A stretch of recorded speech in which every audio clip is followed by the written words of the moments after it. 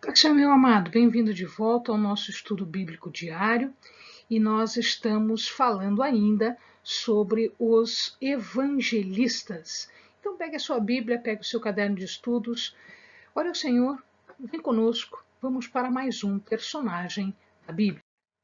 Hoje nós vamos falar sobre Lucas. Lucas era só evangelista, ele não era apóstolo. O seu nome, Lucas, quer dizer portador da luz.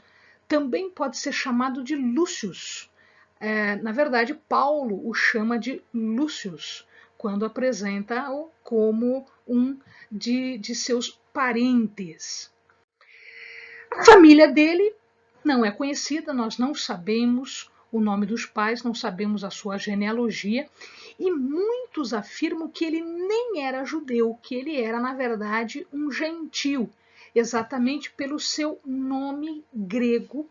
Lucas é um nome grego e Lúcius é um nome latino, ou seja, em latim, em romano, para Lucas.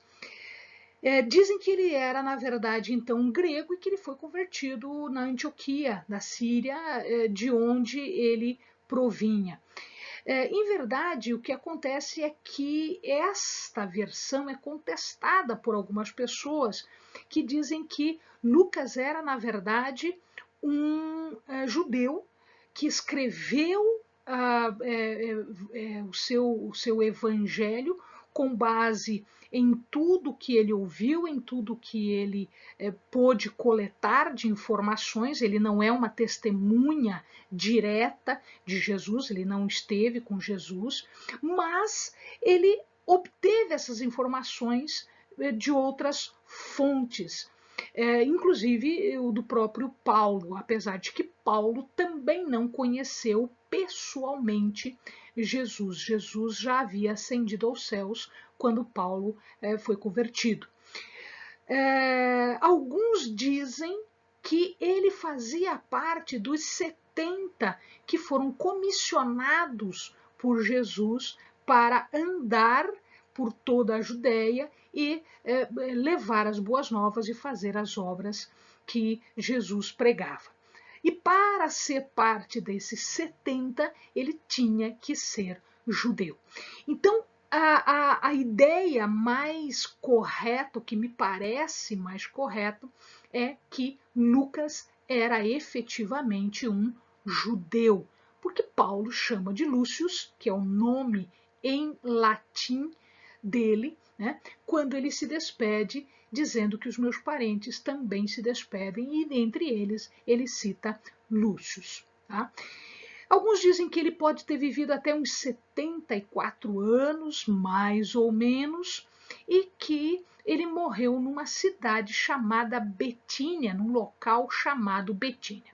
Nós não temos informações fiéis a respeito disso. Então, pode ser uma tradição que efetivamente seja verdade, mas pode ser apenas uma ideia que eles tinham da época. Ele era médico, efetivamente ele era médico, na palavra está escrito que ele era médico, ele era chamado de um médico amado, e ele era companheiro de Paulo. Na verdade, ele era um historiador também. Todo o seu evangelho, um evangelho extenso, ele construiu com base em farta pesquisa, ele procurou fontes, ele falou com pessoas, enfim, não foi escrito pura e simplesmente. Né? Ele trouxe todo um embasamento de fontes, inclusive de pessoas que conheceram Jesus.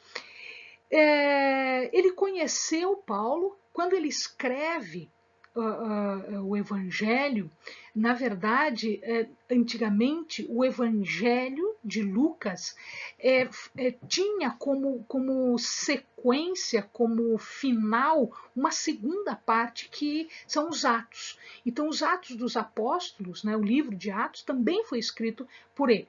E se o amado percebe, no começo ele fala apenas de Paulo, né, apresentando como se ele não estivesse junto com Paulo. De um ponto em diante, quando Paulo começa as suas viagens, enfim, ele começa a dizer nós, ou seja, ele estava junto. Então, ele inicia a viagem numa cidade chamada Trode, até a Macedônia e até Filipos. Ele fica lá por 7 anos e depois segue Paulo para Jerusalém. Inclusive, ele chega a seguir Paulo para Roma. Ele diz que Lucas é o único companheiro dele lá em Roma. Ele escreveu o terceiro evangelho e Atos dos Apóstolos. Ambos os livros são endereçados a uma pessoa de nome Teófilo. Teófilo quer dizer Theos, quer dizer Deus, Philos quer dizer amigo. Então, Teófilo é um nome grego que quer dizer amigo de Deus. Muitas pessoas dizem que ele era grego, ele estava escrevendo para os gregos. Na verdade, o nome Teófilo é um nome grego, mas não especificamente aplicado somente a gregos. Nós temos vários judeus que tinham o nome grego. Naquela época era muito comum, era diário você ver pessoas com o nome de gregos e não hebraicos, não judeus. Tá? Teófilo é um desses, inclusive existe um registro de um sumo sacerdote cujo nome era Teófilo. Então, só para que o amado perceba a influência dos gregos sobre a cultura judaica. Mensagens que eu quero deixar aos amados, é uma mensagem bem comprida, na verdade. Ela vai do 10, do 1 até o 22. Então aqui, amados, vamos lá. Depois disso, designou o Senhor ainda outros 70 e mandou-os diante de si, de 2 em 2, a todas as cidades e lugares onde ele havia de vir. Os 70 que, dizem muitos, ele fazia parte. Grande é em verdade a seara, mas os obreiros são poucos. Rogai, pois, para que o Senhor da seara envie obreiros para a sua seara.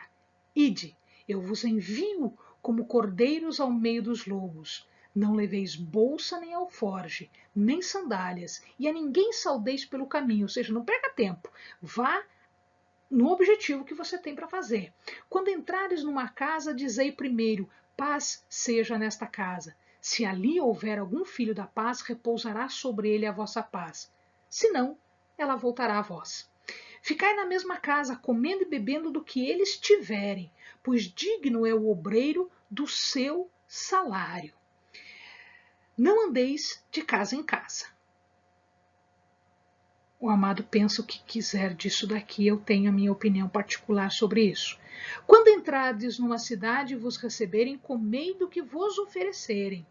Curai os enfermos que nela houver, e dizei-lhes, é chegado a vós o reino de Deus. Mas quando entrares numa cidade e não vos receberem, saindo por suas ruas, dizei, até o pó que da vossa cidade se vos pegou, sacudimos sobre vós. Sabei, contudo, que já o reino de Deus é chegado a vós. E aí ele continua nas instruções daqueles que deverão ir. Como ele sabia estas informações? Porque Deus, Jesus, havia dado estas instruções para os 70. Portanto, ele fazia parte. Pois vos digo que muitos profetas e reis desejaram ver o que vedes, e não o viram, e ouvir o que ouvis, e não o ouviram. Amém, amados? Bons estudos.